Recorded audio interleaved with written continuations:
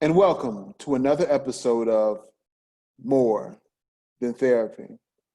Today's guest, Christy Marie, a clinician out of Roxborough, North Carolina, wiping out crises on a daily basis. And Bria Ageda, a clinician working multiple counties doing the hard, enhanced work of community support team. A caveat, Christy actually did CST herself up until recently when her county decided that it was no longer necessary to provide such an enhanced service due to reimbursement rates. Christy, I'll let you start. Okay, where should we start? Brief introduction. Felipe is right. I do mobile crisis now. Have done so for a little bit. Prior to that, I have 19 years experience in the mental health field in various avenues. I've worked with teens and at day treatment, which is a good introduction to our topic for today because we are talking about mature girls dating what we in society would consider pedophiles. Right now, we're going to talk briefly about age of consent and what that means and what appears to be morally right versus legally right. I don't want to dig too deep just yet because we're doing sort of introductions, but that's kind of where my standpoint is, where I'm going to come from. So back to you, Felipe. All right. Ageda, your intro. So as you were saying, I do CST in a couple of counties here. In North Carolina, I have just recently moved down here, and my past experience has been in mental health with kids starting from middle school all the way up into adults. So working with IDD, all types of co-occurring disorders, and I have the chance to actually share some of my experience with that mature age and older gentlemen from own personal experience and from what I have seen from. All right. Yeah, when I was a teenager, it's like, microphone check. When I was a teenager, can you hear me? Mm-hmm. We can hear you. Okay. When I was a teenager, I remember there was a couple girls that dated like older cats, and cats in my grade or a grade ahead of me who wasn't quite savvy enough to have their own vehicles or whatever at the time. We were considered haters or threw salt in the game because it's like we knew these girls were 15, 16, 17 years old, but they were dating people. We lived in Charleston, South Carolina. We had a naval base and we had an Air Force base as well as a naval shipyard. And so, a lot of those cats would be from other places. And it's like they would, see these girls at games or see these girls at the mall or whatever. And just, for lack of a better word, trick off, bless them with, an experience that they probably wouldn't experience amongst people of their own age group. As a person like me might have been only making $300 a week at Burger King, versus he might be working at the docks and making $1,500 a week. There was this one girl I was looking at. I was interested in, Sharana Red, and I thought we would be like the perfect team, red and blue, you know what I'm saying? But she was all about dating those older cats, 24, 25 years old. And her mom didn't seem to have any mind. And I used to go over there. I used to hang with her brother. And I used to go over there, have dinner or whatever. And the older cat would come over and pick Sharana up. And they'll go off for a couple hours. And then she'll come back, telling what happened or what they did. But her being 16, he being approximately 24, 25 years old, that's approximately a 9-year age gap. And it's just something I want to talk about today, that these significant age gaps is considered pedophilia. We see R. Kelly today in jail facing multiple crimes in multiple cities based on the very same actions. When he married Aaliyah, what was he, 27? Aaliyah was 15, 14. So he was, 12 years older? I mean, with the math. At least. Yeah, something like that. They said he was preying on her as young as 12. So he groomed her. But yeah, that's all I have to say about that for right now. Did you personally have any experience or witness any experiences in your livelihood, in your life? I had friends that I grew up with one in particular started as young as elementary school. We would be talking about, boyfriend, girlfriend, what you gonna do, whatever. And I remember very distinctly she was saying she can't wait to be in love with somebody and just cuddle up in front of a fireplace with champagne. And those kids were in complete shock, like, what the hell is she talking about? And we always kind of knew that would be the route that she took. I can't really say what led up to that. I don't want to make any assumptions because she had both her parents in her life, very well off. So, what she was exposed to, I can't speak to. I don't want to speak to. But I do know that she ended up marrying a guy much older than her, probably older enough to be her father. And that was kind of the route that she took throughout. But that plays in my mind all the time because in elementary school, why was that even a thought process? With me, I want to climb trees, I'm throwing rocks, whatever the case is. Definitely wasn't thinking about fireplace or romance or anything else, but that was a very real thing for her. Um, you know, Another situation, I had a best friend through middle school who was dating, he was an adult, a grown guy. And when she would tell me some of the things that went on, I was a little bit naive at the time. And it just didn't seem right to me. I was naive, obviously. So I went to the school counselor and I'm thinking, you really need to tell somebody because this is wrong. And so we both went to the school counselor, and I don't know what words the school counselor used, but then she denied everything that she had told me. Mm. And so the school counselor didn't take it any further. She didn't make any reports. She didn't call any parents. It kind of left right there, which brings me to, my question, my concern. In our community, I mean, all the communities, I feel like, have their own way of handling it, but specifically in the Black community, why are we okay with it? It's kind of like, don't ask, don't tell. You Right. see it, you know it's wrong, but for whatever reason, it's not being approached. So maybe the parent doesn't want to address what they allowed to happen to this child and take responsibility, because saying, you know what, my child's dating this older guy because her dad wasn't in her life or because I allowed it to happen, put some responsibility back on the parent. And so I feel like as a community, we need to be able to not only talk about it, but talk about why it's so acceptable. And Felipe, you and I originally talked, I thought about the concept well groomed, being that these girls are being groomed from very early on to be whatever these men are creating them to be, things they don't even know that they want to be. And then in the wellness part is like, we're so accepting of it. We are accepting, we see it, we don't say anything. And goes back to Black don't crack. So you see this guy, he's older, but he looks relatively young. So he gets into these places where an older guy of another culture may not be able to get into, because you can visibly look at him and see his age he's way too old to be with this girl. And so we just let these things slide. And where I grew up, it wasn't guys that had those good jobs. It was hustlers. It was drug dealers. They had the nice cars, they had the rims, they had the money, and they had these young girls thinking that this is what life was. He'll come by the school, bring me lunch or whatever, or bring me money or shoes, and everything was okay. And that, there's another story I may share a little bit later on that's extremely personal. Not sure how far I want to go with that story. I may share it a little bit later, but to where I know personal intervention had to happen on my family's part for a similar situation. And we didn't sleep under the rug. We absolutely had a problem with it, but the female was pretty adamant about still seeing this person. She liked that he was buying her things. She liked that he was older and she was getting attention, and it was something that she sought after. And which was very challenging for our family, because we didn't like it. We had a problem with it. We told him, we threatened him, we did all the whole nines, even to legal action.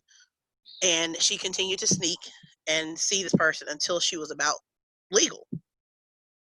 So anyway, so that was my experience on this end. And if you guys want me to go in a little bit more detail later, I can. I don't want to take over the podcast. Right. So I'll let her speak some, but if you guys want me to go into a little bit later, I'll share what I can. Yes, ma'am. I understand. Thank you for sharing. Bria. Any experiences or know of any experiences of teenage young girls having relationships with older males? Yeah. So, my experience comes from a different standpoint, and I think my standpoint is so different because my parents are 20 years apart, and my parents started dating when my mother was in her young 20s, and my dad was in his 40s. So for me, it was the norm, and then they stayed together for 25 years, so I never seen the problem with it. Um, my dad didn't sell drugs or anything like that. He owned his home in New York City. He had a job, took care of his family. He did the thing that girls want men to do: pay all the bills. He brings home the groceries. My mom cooks, so that's what I saw, and I thought that was perfectly okay. Which kind of led me into dating older men, even into this day. My child father and I are 14 years apart. That's And right, I am. that, and like I said, it's normal to me. And a lot of people go, "Oh my gosh, you're so young." And I'm like, no, because that's not what I've seen coming up. But I have personal experience myself from dating an older guy when I was 17. He was double my age, so he was 34, so 17 years over.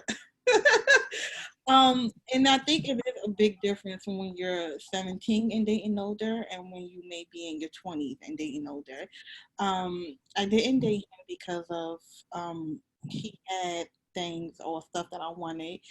Um, it's kind of crazy because he actually worked for a school, and it Clutch my pearls. and it didn't hit me how bad it was until I actually got older, and I was like, wow, you've been manipulated. Like, this is really bad. And then it hit me when he actually contacted me through social media in my senior year of undergrad. And he was telling me I need to come see him and I need to make things work. And I was like, what? I don't have no interest. What the hell? If you don't leave me alone already. Then I started looking back and started thinking about things, and I was like, oh, that was very, yeah, that was immature for you to even entertain something like that. You had no business being in it. Um, and I can always share more with things I have seen with like my clients and stuff. My clients have shared that relates a little bit more to what everyone else have seen, such as dating due to they needing the new sneakers, or they need a couple of dollars in their pocket, or um, help their mama pay the rent for the month. We could get into that a little bit more later, but yeah. Do you mind if I ask you a question? Because I actually appreciate your standpoint because you do bring a different um, perspective to it. Do you feel like at that age, the guys that were younger than you were not on your maturity level? Were you what we would consider a mature teenager? I mean, I know I was mature even though I dated guys that were around my age. I still was mature. I was attracted to older guys, but I wouldn't do it because my daddy wouldn't have it. And I was scared of that. But just saying, guys my age appeared childish to me. I'm just wondering if that was your experience and was that part of the attraction to him, is that you felt he was on your level in some respect. Yeah, I feel like the guys my age were definitely immature. I couldn't stand the fact that I couldn't really sit and converse with them, especially as I got older. I was just like, I'm not dealing with this. Where's your, your mindset? Where you at? And after watching my parents' relationships for so long, I wanted what my mother had. I was like, oh, I want the guy that's more like my father, that's stable, who has it already, who I can actually sit down and talk about some politics. You know, he doesn't watch the NBA all day, or he doesn't want to watch NFL all day. He actually does sit around and watch CNN news on Sundays, and that's what he gets his time. Right. And he knows what's going on in the world, and we can always enlighten each other, challenge each other's thoughts. And I didn't find much of that at my age, so Yeah. that definitely. That's always a question that I have. And if, like, in your now, are you attracted to guys who are intelligent? Does that make sense? Like, was that part of it? Because, like, yeah, I like guys who are intelligent. I consider myself to be relatively intelligent, so I like to converse with guys who are. And I know at 17, you're talking video games, cars, partying, whatever. An intelligent conversation just wasn't happening. Right. So, do you still find that something that happens with you now, like in the guys that you're attracted to and people you choose to date or interact with? Do you feel like not necessarily they're older, but you can connect with them on an intellectual level? Absolutely. Like, I would even pick your brain on purpose to see what you're thinking. See what's going on in your head before I can even consider dating. Because if I can't even, when I pick your brain and there's nothing there, then I don't know where it's going to go. Completely understand that. Felipe, I know that you and I shared some cases. Of course, we can't Yes, get I into was thinking about some specifics. cases, but yeah, we had a lot of But cases. I think their mental health was impacted later in life because of some of these relationships they had earlier in life. We worked in a rural community, mostly right. Roxborough, of course, Timberlake, Samora, other places. Rural But communities. and it was allowed mainly because in such a society, a lot of things that we would deem stigmas are quickly put under the rug and hidden away. A lot of times, especially when the industries, like some of the industries disappeared, the farming industries, when it was subsidized, when the manufacturing companies dissolved and went away, those empty buildings that are still sitting there today. A lot of the money slowed down, and then maybe that was a way for them to have extra income in the house, or maybe they didn't have enough to give to their daughter. So somebody else stepping in, maybe an older male who's able to buy her the things that takes less stress off or less financial stress off the family and for her to have and be able to be okay in her school setting, you know what I'm saying? Especially when bullying is so hard if you don't have nice shoes or nice clothes, you're teased, and that impacts your self-esteem. I want to say at least some of our borderline personality cases came out of scenarios like that. And I can think of a few just off top, you know what I'm saying? I agree, 110%. When we started this, I immediately thought of several cases that we had together that Some of our red was the flag case. cases that were still considered red flag today, from what I understand. I know when a segue, which is going to get right back to the subject, but I remember when my sister had indicated one time that one of our neighbors was touching her inappropriately when she was a teenager. And myself and my mom, we were like, nah, he ain't do that. He ain't do that. And every time it happened, she would tell us. And we were like, nah, that didn't happen. He didn't do that. He didn't do that. And just the impact that it had on my sister's mental health due to not being believed and not being supported by her family caused her to go into very maladaptive behaviors later in life. That we need to listen to these stories, investigate, and just because we have preconceived notions of who we think people are, that doesn't mean that's who they are. Right, you're right. And I think that's how a lot of it kind of gets downplayed, for lack of better words. It's like you think you know someone because of what they're presenting. I think now we have a better understanding of kind of what people are because they post certain things on social media, or there's so many different ways to monitor what they're doing, versus when I was growing up, you only saw what they presented in front of you because you didn't have ways to fact check and check behind them or whatever. You just didn't have those. Now it's a little bit easier, that slip up at some point, have something in their phone or something on their computer, or make a pass at somebody who is extremely vocal about it and make sure to tell whoever will listen. We just didn't have that when I was growing up. It was very much, if a person had a certain stance or whatever in the community, you just didn't talk about it. It just was okay. And it's not. It's in my opinion, it's never okay. And well, Felipe, I'm opinionated. That's just that. I've always been that way. But yeah, so it's not okay. But that's the way it comes across. That's the way it hits. In our community, that's the way it has been handled and treated. Even like with this subject, I think I talked to you last night, sent you a video that bothered me. Right. It was a 26-year-old that was fighting a 16-year-old who supposedly was messing with her husband. And in my mind, I'm thinking, you're almost old enough to be this child's older sister, at least possibly in a very untraditional way, maybe mom. There's absolutely no reason why you should be beating her down to the ground over a guy who obviously chose to mess with her. I don't see a 15, 16-year-old girl getting up and pursuing your married adult husband who has a vehicle and a job or whatever. It just doesn't happen. I don't see her pursuing him in that way.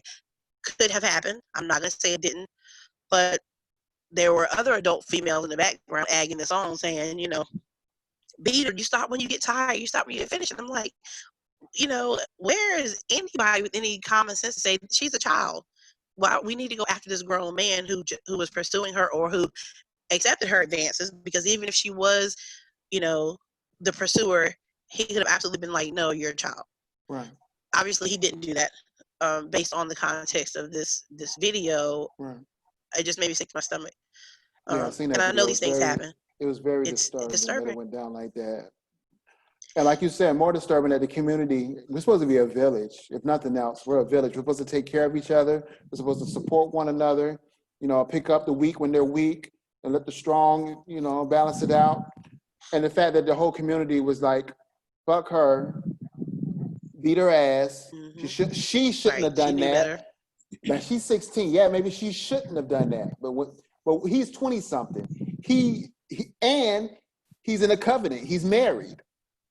Who's truly at fault? You know what I'm saying? Your hand should have been on him, not on her. If you're gonna play hands with anybody, in my opinion. I agree. Yeah. I mean, it's definitely a dialogue that we need to have openly, candidly, and not just with other adults in our community, but with these kids who feel like they can't tell anybody, who feel like they can't. More often than I care to think about, I get a crisis call and this child is acting out in ways it's just unimaginable. And after talking to him for a little bit, it's, things start to come up, and it's very obvious that there's something completely wrong here. And a lot of times the person that's victimizing this child will want to come into the assessment, and you see the complete change in this child. And I'm like, one of these parents has failed this child. Somebody in his family, so I'm like, I feel like I need to not fail this child. Right. And there have been times where reports just kind of got phased out or whatever you want to call it, and nothing happened. And then a year down the road, I'm seeing this child again who's now a young adult trying to commit suicide. And that's across cultures. It's not just us, but it's those type of situations. And hopefully we'll get to address this another time. But I do just kind of want to put it out there for people to think about, because I'm a single mom. We get into those situations a lot. You hear those horror stories of mom met boyfriend moved in 2 days later, all the kids getting victimized. You hear these things, or this child is sacrificing herself to be victimized so the younger children aren't being victimized. And we had a client, of course, like that. Those type of things are tragic, and we really need to talk about what are these signs that this stuff is happening. Even when you think somebody, this child is going to give signs and warnings, indication that something just is not right.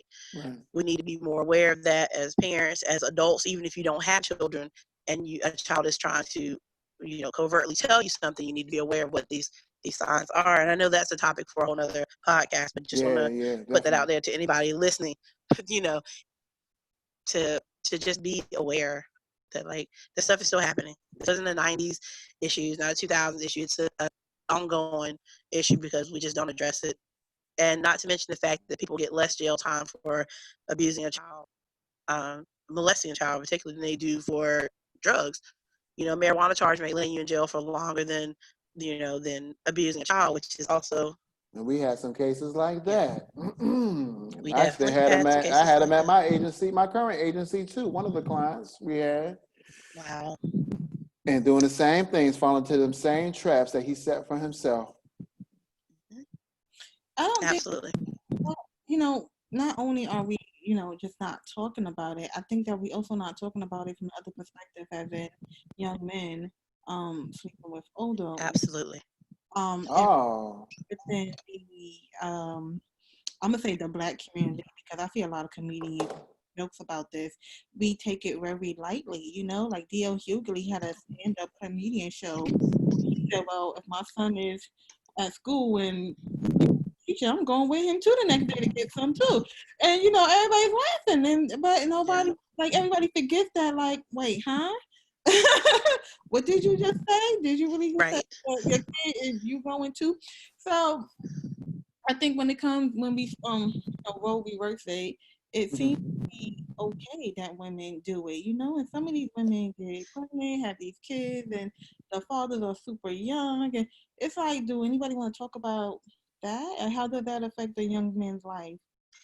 Right. I remember I saw an Yeah, Instagram post absolutely. recently when little Boosie was saying how he had a grown Mm, woman perform sexual oral favors on his son and his nephews. And like, I guess his son is like 12 years old. I mean, I don't want to tell too much of my business, but I didn't have sex until I was 16. And I just don't know what my life would be like if I started at 12. You know, one, didn't know nothing. Yeah, my little wee wee would get hard, but I didn't know what to do with it per se.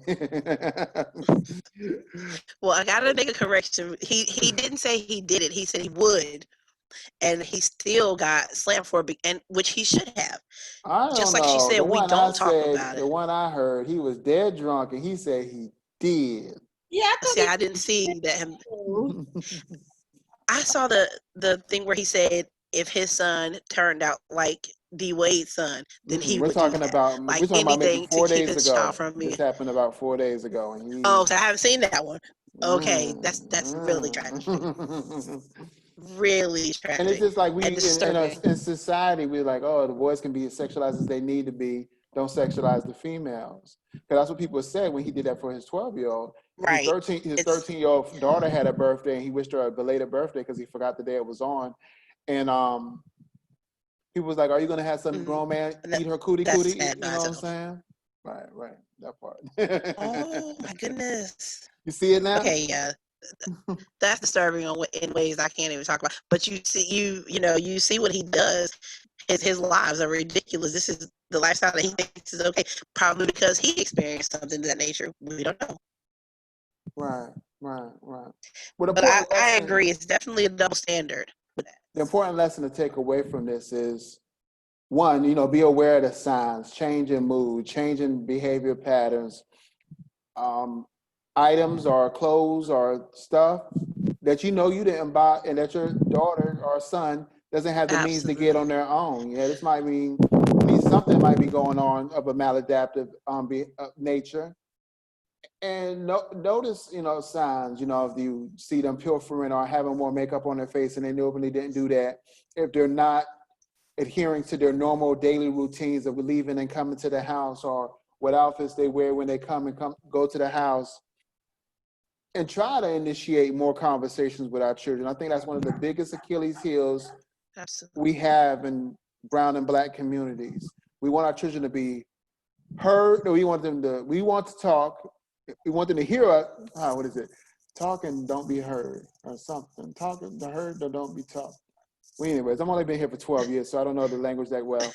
So what I'm saying is, Is like, it listen and not be heard? I think that's it.